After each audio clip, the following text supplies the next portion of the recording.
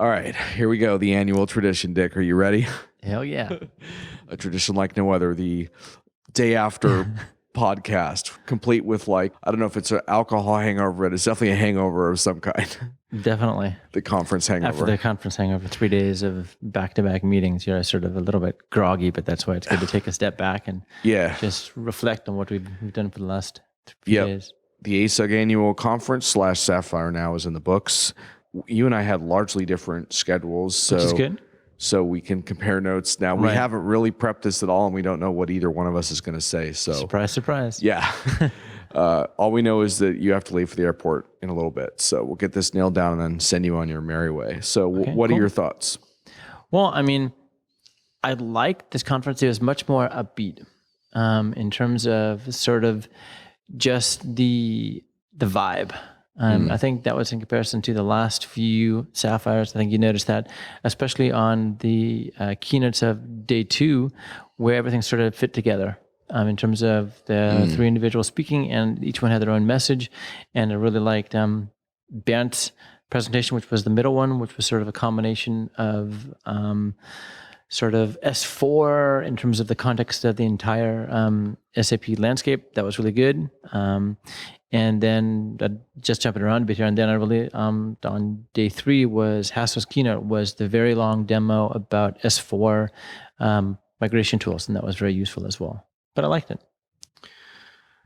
Yeah, I thought it was interesting because the day 1 keynote ran long and seemed very overwrought, and and what was so interesting about day 2 is that they didn't seem like they tried nearly as hard. I mean, as far as let's just have the best keynote ever. It was more like, well, let's bring out a customer and talk with them. And it was sort of interesting because when you take a look at that, you realize that SAP has enough good things to offer right now. They don't have to dress it up too much, just be direct. And what was interesting was I thought Steve Singh's keynote was pretty important. This was, SAP has been trying for years to get someone from one of these SaaS acquisitions to stick to the wall in a leadership capacity. And it looks like maybe they finally have the guy. And I don't know what your opinion was, but my feeling was that was the most coherent view. SAP's been saying we're a cloud company for a long time, but to me, that was the most coherent view of we get the cloud business model. Well, he gets it. Because he comes from Concur. He has the whole experience. I don't know how far other aspects of SAP also share that vision, but he definitely has it. And just based on his experience. Yeah, and it seemed important because one of the big themes of the conference I thought was integration, right? Which is funny because it's a business conference, but it's become very clear. And that was even brought up in the first day keynote, was that CIOs and such are pushing back on SAP and saying we need roadmaps and we need better integration with S4 and many other components. And I thought Steve Singh really addressed that from a cloud perspective, obviously, but talking about everything from microservices to APIs, because SAP, let's be honest, they haven't really had an API culture, and they clearly they have the enterprise services repository, that ISOA sort of a thing. But in the press QA, Bernd Leichert basically admitted, he said you needed a PhD to work with some of our BAPIs. Yeah. The question is, and we're sort of jumping around here. The question is, how can they avoid repeating the mistakes from the past? Yeah.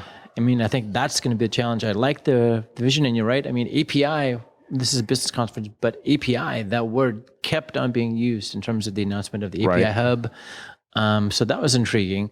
But of course, the question is going to be, these are customers who have been with SAP for a while, and they know the history. And so they can say, okay, what are you going to do this time to avoid the problems that you had in the past? And that's going to be interesting to watch. Yeah, it's like I tried NetWeaver middleware. That didn't work out so good for me, blah, blah, blah. Yeah. I think for SAP, the advantage is, working off of Apogee's tool set and such. They're working with a company that really knows modern APIs a lot better than the stuff they've had before. But as you point out, you still have to realize that, and you have to persuade customers who've been down the path a few times to say, "Whoa, let's go down this path again." And if you looked at Bernd's keynote, there's one section where he had sort of this graphical representation of all the APIs that are coming. And I mean, you think they have a good idea. The question is, when are these APIs coming? And will there be the APIs which customers really need? And that was one thing that they described, was that they will bring APIs out based on customer demand, which is useful. I mean, because they have all this domain knowledge, and to push all these APIs out at once is impossible. So I think what they're going to do is they're going to say, okay, if we have a customer that needs the transportation APIs, then those will be pushed out. Right. So it'll be in sort of a agile methodology that they will bring out the APIs as they're needed, rather than trying to have this concerted effort where everything comes out, which would never be successful. And just to be clear, the whole thing around this is that so there's this whole debate in the IT industry around digital transformation, and basically it's pretty commonly accepted that most industries are being impacted by digital business models in some way, whether they're being quote unquote disrupted immediately or whether there's change down the pike. And it's not just that a competitor might be coming for you. It's the idea that maybe, for example, the data that you have could be turned into a different type of business or service, right? And so companies are saying, well, what do we need to get there? And a lot of analyst firms and cloud companies talk about various versions of bimodal IT, which is basically leave your old ERP legacy investments alone and just start purchasing customer-facing cloud stuff. And kind of the core just ends up withering away as you start adding more and more cloud pieces. What SAP is trying to present is a different model, which is S/4HANA is your real-time enterprise digital core. Right. And yeah, it might be a little difficult for some of you guys to move there. But once you're there, you're going to be able to do all this cool stuff. And so I've been very interested to see, well, how are customers going to respond to this approach? And for the most part, my impression is that customers kind of like what SAP is presenting. But what they are saying, amongst other things, is we need skills, support, roadmaps, migration, and they want the digital core to integrate easily with other stuff. So this is where the API piece and the HANA Cloud Platform piece fit into the picture, right? They want to be able to say, maybe it's an SAP cloud product, maybe it's Salesforce or Workday or whatever it is. They want to be able to plug that in to their so-called digital core. And so I think for SAP to succeed on the digital core, they have to take one last great swing at this integration issue and get it right. Right. I mean, because they have all these acquired products now. Okay. And the customers are they're already starting to purchase multiple cloud products. Okay. And so these things don't work in isolation. And as we all know, integration in the cloud is just difficult. And for SAP to sort of realize that they can help customers by either creating content now and testing it so it's available, or pressuring partners to do it, I think it's just the realization that's what customers demand. I think the other interesting tension around a conference like this is getting people excited about stuff, but also being clear with people around and customers around when things are actually happening. So your API thing is a good example, right? Like, we're doing all this stuff, but when are we actually going to have them? Another great example of that was the SAP-iOS announcement, which happened the week before the conference and got a lot of press coverage. But I felt the coverage was a little bit off, and then a little premature. And then at the event, we find out that actually the SDK to build this stuff isn't actually coming till the end of the year. So now it does look, when we were sitting with a partner, you and I were in that meeting together, we had a partner in there who's saying, I build this stuff all the time, and this SDK is really going to help me, and he gave all these reasons why it would going to be great for him for building. So that's great, but it's not coming till the end of the year. So it's like, well, how do you go from announcing this cool thing you're excited about to also being clear with people around what to expect? Because I don't think you want to put customers in the position of constantly doing homework on when this stuff's actually going to be available. Like you and I, we have the time and energy to chase down those details. What about everybody else? So anyway, it's sort of interesting. So I want to talk about S4. Because that was one of the main focus points of this conference. And I think there it's getting a lot cleaner in terms of what the strategy is. I mean, I think we had lots of meetings with either customers who have moved to S4 or people who are involved in the S4 effort within SAP. And I mean, what was interesting for me was talking to the customers who have S4. And I talked to 2 customers, and they were both small customers. I mean, they weren't these huge businesses. And that was maybe an interesting realization that S4 isn't for everybody. That there are some customers, for example, who will have, I mean, it's not the S4 on premise, some will be S4 on the cloud, but there'll be this huge variety. And I think that was interesting. Right. So obviously SAP is mostly focused on large enterprise customers with S4. And the main reason for that is strictly numbers, right? SAP is trying to hit numbers around S4. But if a smaller, medium-sized company finds out about S4 and asks for it, they're going to get it. Right. You know, I mean, so except maybe perhaps the very smallest customers might not be appropriate for S4, but the companies. I mean, we were talking to a startup from Korea, and they had moved to S4 Finance, and they were totally happy. And so that was, I mean, an interesting idea that startups could be using this as well, not just the largest companies. And I think it's also a lot cleaner now in terms of what companies are really going to be moving to the public cloud. I mean, there was one, I think, Q&A with Hasso who said, we really can't expect the largest companies to be moving their ERPs to the public cloud. They're going to be on-premise. And I mean, that's just reality. There was a very interesting thing that went down around the S4 finance piece, because SAP, the origins of this around simple finance were basically like, well, the internal debate is how long do we support a finance only component to S4? So that was very interesting because we were going to press with an article, and I was trying to dig out the final confirmation on that. And basically what it comes down to from SAP right now, confirmed with Sven Deniken, was that they are releasing another update to the finance one this month. But that's the last one they've formally committed to at this time. But they might continue to do it. They aren't saying no. What they're trying to do is strike the balance there, because it turns out the customers like, at least for now, they like the finance step. And there's a couple reasons for that. One of it is that the functionality for enterprise management is still being fleshed out across the other areas.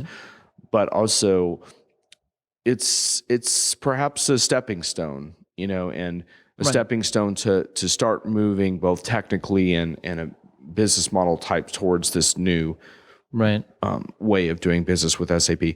So it'll be interesting to see how that plays out, because it does get tricky for SAP to explain the different releases and tracks, and it might be clear to you, but I'm not sure that if you asked a customer to explain the differences between the HANA Enterprise Cloud version and the private cloud and the public, whether they would be able to do that. But it does seem like SAP is getting clearer around why they need each type of release, right? I mean, we also had an interesting discussion regarding having parts of S4 on the public cloud and parts on-premise, and how would that work?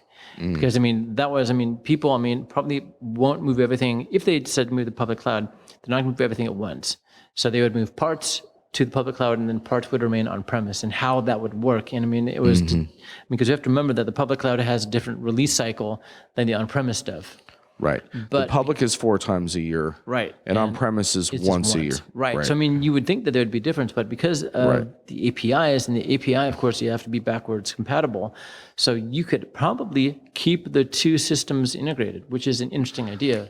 Actually, I seem to recall you getting into an argument with someone at SAP about that this week, because they were saying it's all one code line, and you were saying, well, not quite, because one code line's getting a little bit ahead of the other, but but that's why the APIs are so important. I mean, and if you have the APIs are valid and they're backward compatible, then it would still work. But I know it makes things more complicated, but I think that's how the real world is. So I know Matthias Steiner's probably listening to this podcast because he was asking about it yesterday. Do you have any love for the HANA Cloud Platform? Yeah, I mean, the one announcement that wasn't maybe pushed as much as it should have been was the whole the Cloud Foundry beta. which came out, I think on Monday before the Sapphire started, and that's very important. And I think what's important is that it really provides SAP sort of a stamp of approval for a standardized developer experience on HCP, which is, I mean, of course, they have their own APIs, they have their own command line interface, but with the CF foundation work with the CF work within HCP, now they can bring in other developers as well. I mean, and HCP is also the basis of other platforms as a service, and it'll be a lot easier for people to move back and forth if they decide to move to that platform. And it's also, I mean, interesting for customers, in case customers want to have it in their data center, which is probably going to happen at some point, I assume. Right. And I got into an interesting conversation with Matthias around this because I was basically asking, well, if you're providing all this through Cloud Foundry, then what is the point of the HANA Cloud Platform at all? Like if you're essentially working on a different platform. But what he was saying is that even through Cloud Foundry, you're going to be able to access all of the HCP services. So what you're essentially doing is, by giving developers Cloud Foundry access, what you're essentially saying to them is, if I'm an open source developer, I'm used to working in open source environments. You're essentially formally supporting that. Right. So they're probably going to be more likely to be willing to give this a go than trying a proprietary platform, even if it's the same languages they've always used. Right. I mean, and because if you take a look at Cloud Foundry, I mean, it's a foundation, but if you look at other platform as a services that are based on Cloud Foundry, Bluemix, for example, they also have their own services. If everything was the same, then there wouldn't be a reason for people to do it. But it's a foundation, and it's a commonality across all these different platforms, which makes it so interesting. Yeah, and there was a fair amount of HANA Cloud Platform talk from the main stage as well. Given that this is a business conference, it was sort of interesting to hear a fair amount about that. Do you think that? How do you see that working for customers? Are they going to be thinking about, because right now, I don't think there's a whole lot going on with S/4HANA and HCP in terms of extending. Right, I know it's possible, and I think some of the APIs which will be coming out in the API Hub are from S4. Mm-hmm. So that's, I mean, an important step. But the question is, are there really extensions which are out there from partners? Mm-hmm. And so, I mean, for a customer, I mean, HCP is always how you extend existing applications. I mean, there's these three types of applications that they want to really push. But you got to get partners to have their applications for their extensions running on HCP. And I think there's the one, I think what's the application partner center or something. There's so many stores from SAP. So there are applications there, but I don't know how much effort is going in from SAP to really push those out to the customer. Well, the one thing we can definitely confirm from this week is that S/4HANA is using HCP as their extension plot. That is the go-to strategy. Right. So if you're a customer listening to this, you definitely want to think about that, because going forward, SAP is going to really be pushing you away from customization. Right. And and so you're going to need to start thinking about, I need to understand, either through a partner or through my own internal IT, how to develop on the HANA Cloud Platform. And extend my functionality in cases where I need something perhaps industry specific that I can't get elsewhere. Right. And what's important is that although the emphasis for these extensions are on public cloud S4 installations, it's exactly the same situation for on-premise installations as well. Because I mean, they're moving away from customization to configuration. Mm-hmm. I mean, and that was what's interesting. If you look at the one demo that we had, the one tooling demo that we had on day 3 in Hasso's keynote. I mean, that was a very long demo where they basically took a customer through the migration from a non-S4 environment to an S4 environment. And it looked, of course, really easy. It's not probably as easy for most customers, but it was the fact that it was, first of all, it's a cloud-based tool, which I thought was very interesting. And just the fact that it goes through and analyzes your system and helps you make the moves. And it would show you basically what customization would be a potential issue. Of course, the question is, what happens when you realize that? How do you move the customization to HCP? And that's still open. that's still an open question. Right. So I think it's really more about starting to understand that is the forward strategy and start to think about how you're going to work on that. You might not be doing it next month or even next 6 months, but it's going to come down.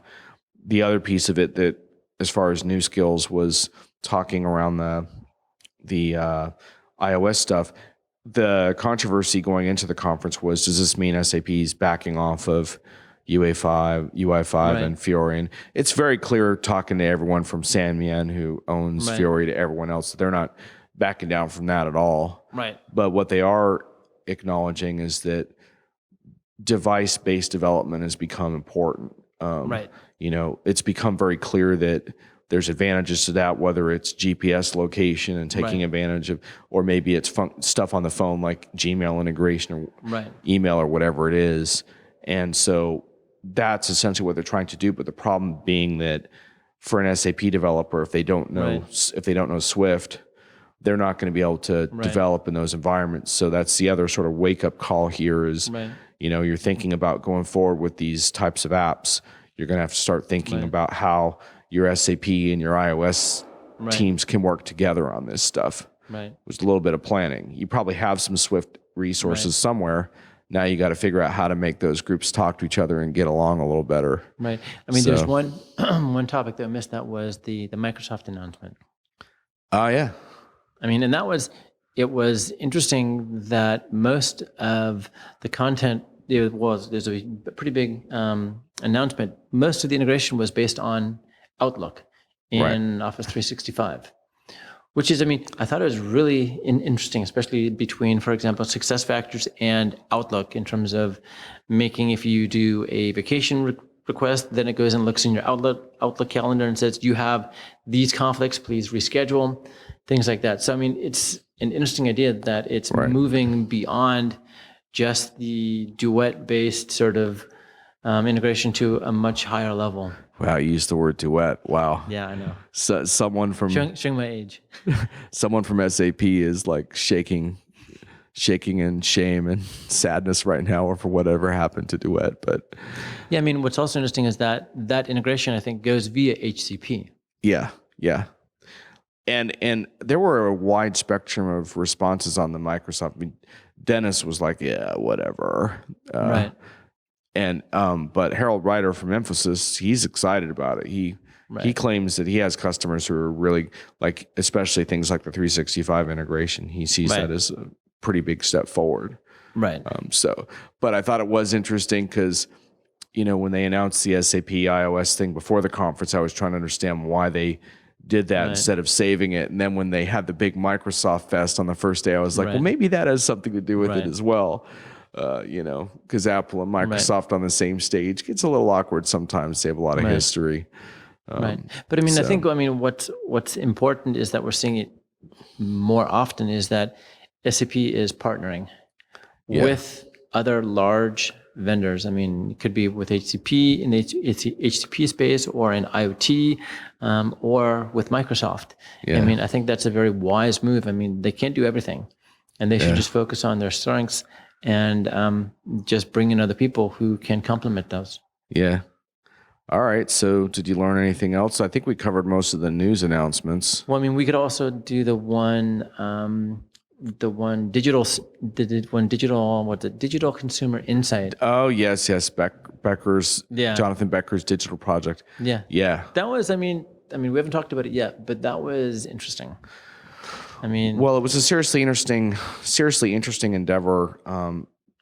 And by the way, I got a little bit of updated information on, because you were saying some of this technology existed before. Yeah. I think it was an enterprise-focused thing that they did before. It is. Yeah. This one is not necessarily enterprise-focused. It's priced around the digital. Right. And essentially, it's not even a digital app. It's a digital service. Right. But to be clear for listeners who don't know about it yet, SAP, through its Sybase acquisition, has access to a tremendous amount of mobile data on you and me and a lot of other people. Right. And they've anonymized. They figured out a way to aggregate that data and anonymize it. And because they're the only company that has access to almost all of this data. 97%, I think, of telecoms use it. It gives them the ability to pinpoint a lot of very interesting geolocational questions. For example, and during our demo, Jonathan was showing us we wanted to compare foot traffic between the Apple Store in Manhattan and the Apple Store in San Francisco.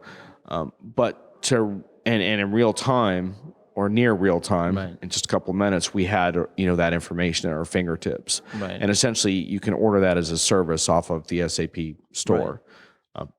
Super interesting. I mean, it reminds you of, I think someone said, and I think they were right, this is what Vishal kind of wanted all along for HANA is these types of services that immediately make sense to a business person.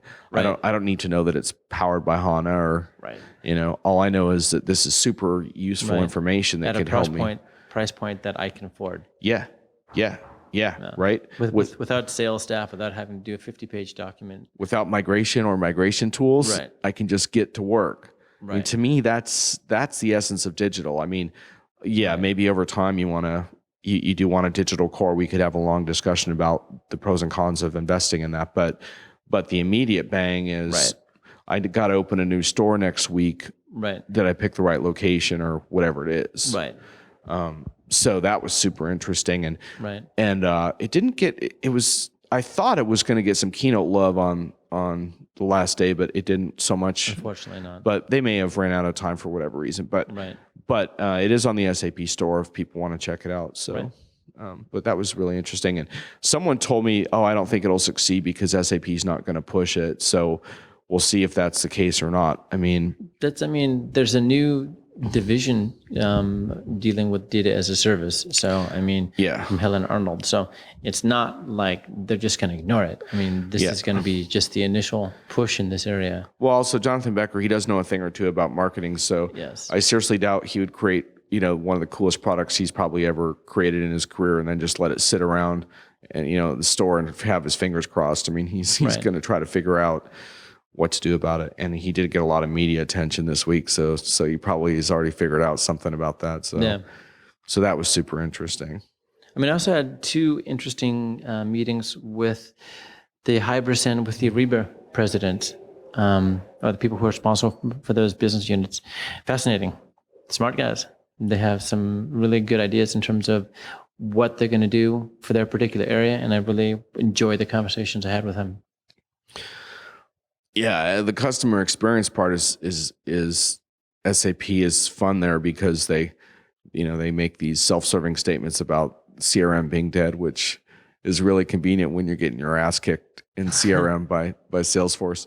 But I think there is some point to what they're saying, which is that the whole way we think about relating to customers is different now than it used to be. Thinking about it in terms of like contact centers and call centers and, service calls and things like that. That's if it doesn't feed into a broader relationship of some kind, it doesn't make sense. And Hybris perhaps is a key part of the new customer experience for SAP. What we didn't see were any chatbots. We didn't see any chatbots, and we didn't see a whole lot of AI, did we? No.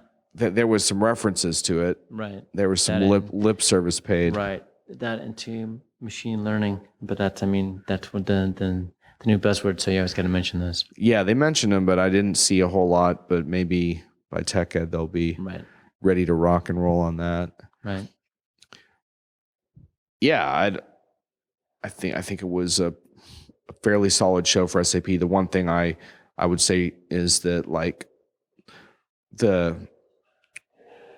I think customers are still looking for more evidence that other big customers are making the S/4HANA move and that they'll follow along with that because when you talk a lot of the S/4HANA videos we did, a lot of them were with slightly unconventional situations.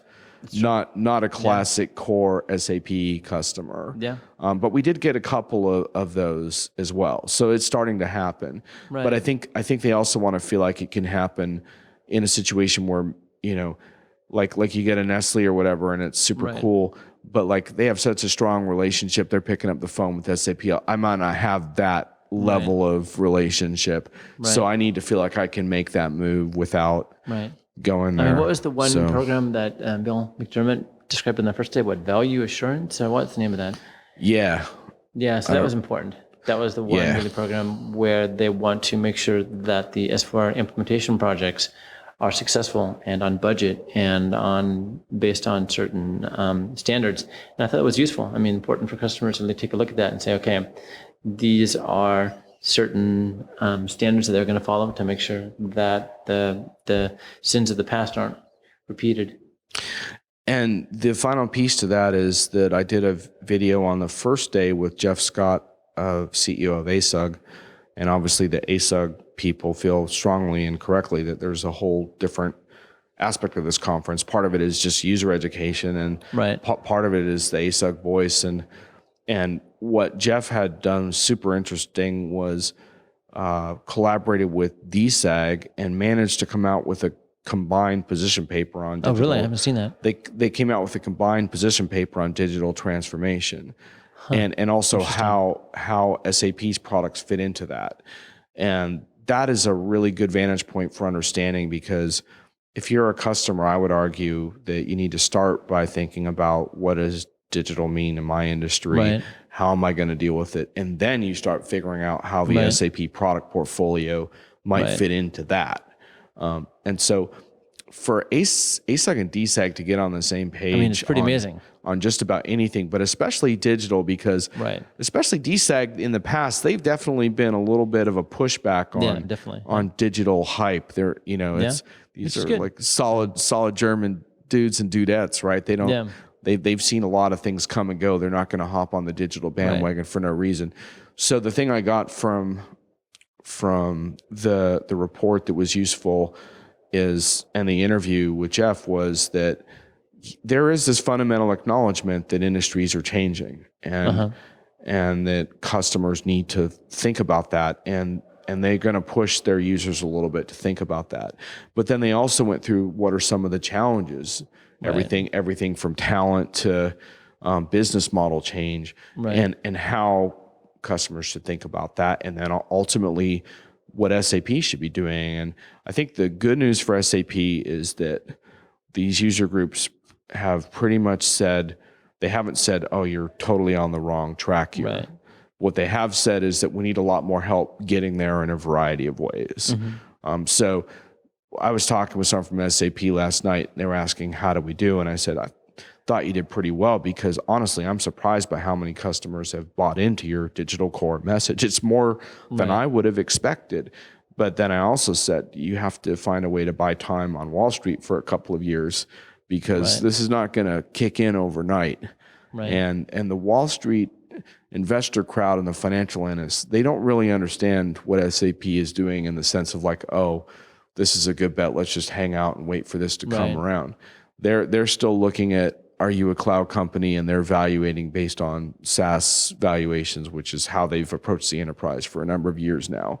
They prize growth over profits, and they've made that clear. So how do you manage that? How do you buy yourself enough time to make this transition? To me, that's their biggest question. So I don't know how they're going to do it, and that'll be interesting. Just have to wait for the next. I'm not a financial analyst, and I can't really advise SAP on how to handle that. I just know that SAP gets into trouble when they worry too much about those guys, but and focus too much on the short term. It's a long-term game, definitely.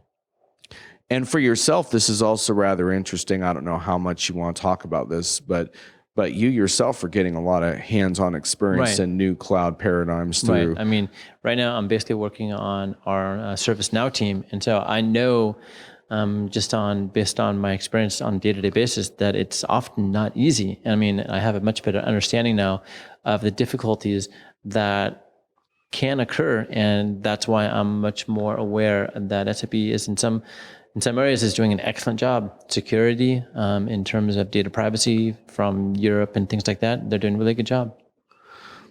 And in terms of your work, I assume you're learning a whole lot about service integration in a cloud level? I mean, that's what I do. I mean, I'm dealing with the integrations for ServiceNow, and I mean, I know that it's not easy, and it's difficult, and it's just curious to see how SAP does it, and some things they do really well, and other things it's just difficult. I mean, you have a third-party application that has an API which really isn't defined, then the integration is going to be tough.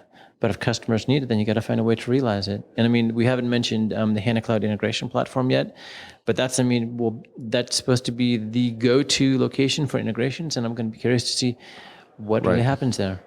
So officially, HCI, HANA Cloud Integration, is part of HANA Cloud Platform now. Right. I don't know exactly what that means other than the naming. There's been a lot of naming changes. I'm getting a little worn out right now. Yeah, but I mean, I think what has to be important is that as we've mentioned multiple times, integration is the key here. Because you have these cloud applications which have talked to one another. And if HCI has to be sort of the central point for these integrations, then SAP has to stay behind the product and really push it, not only in terms of engineering, but in terms of sales as well. And I mean, I think that's the message has to go from the top to the bottom, that this is the path forward. Yeah, and finally, I think there's a fairly big issue helping startups and partners who are building apps on the HANA Cloud Platform take these apps directly to customers, and it's a long conversation I don't really want to get into now because I'm actually trying to work the back channel a little bit to help some of these folks out. I want to give the back channel some time before I talk about it too much, but what it comes down to is you can have all the tools in the world, but if you can't get products and apps in front of customers, then it's a little tougher. Right. And I think that's still the part that SAP is struggling with a little bit, and they need to fix it because so a lot when it's so difficult to get an app in front of a customer and sell it to that customer in terms of things like being an approved vendor and stuff like that, what you end up having is a situation where only the top 20 or so services firms are making your apps for you.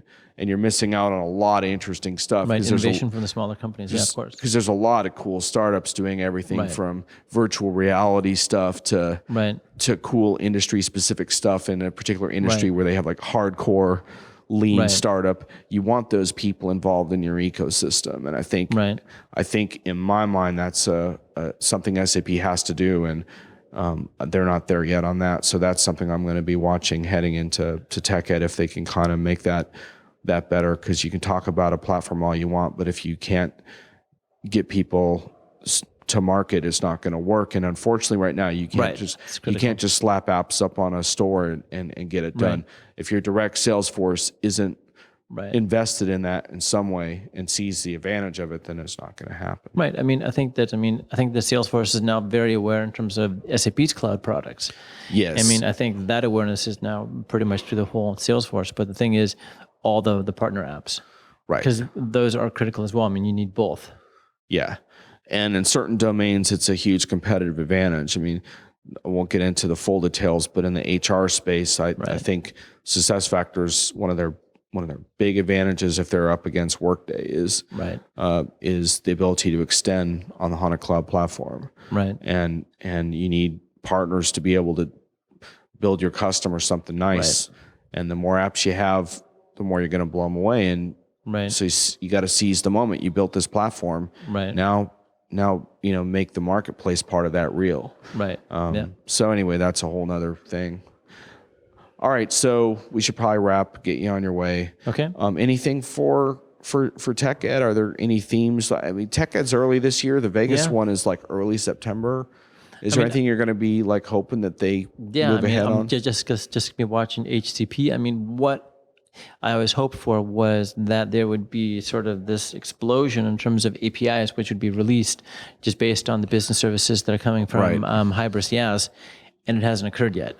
And I don't know whether they were waiting for the API hub to get up and running or whether there are other reasons. But that's, without the business services, HCP doesn't have the competitive advantage that it should have against other platforms. Right. Because that is SAP's strength. Just the knowledge in terms of domain expertise that they've collected over the years, push it out, give it to developers, because that's what they need to make the interesting apps.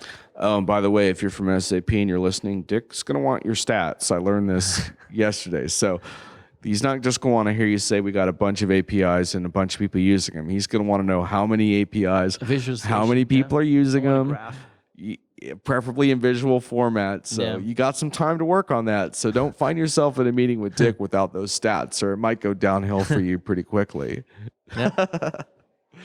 Well, I hope the listeners got a lot out of this, despite the fact that we weren't in a quiet room. We had to settle for a relatively empty hallway, so more background noise than usual, but I'm thinking we got a pretty good cut. So yeah, I agree.